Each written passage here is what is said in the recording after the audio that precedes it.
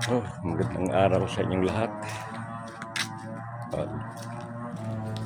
Lakad-lakad lang,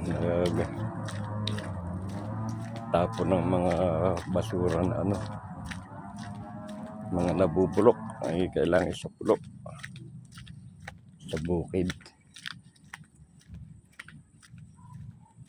para maging pataba doon. Meron kang pinakabalon doon, yung lagay ng mga magiging pataba.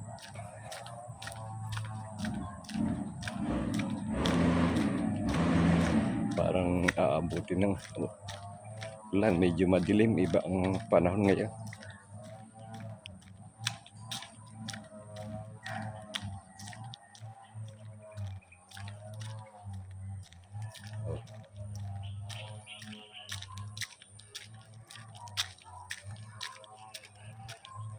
Mga dinadaan ako ay may mga nyugan pa sa tabihan ko.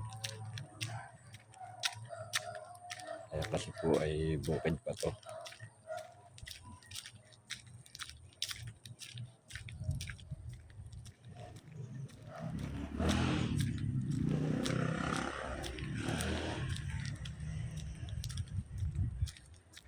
Yan, dahil namamatak na ulan, ay dyan muna kayo at tatakbo na po uwi. Goodbye.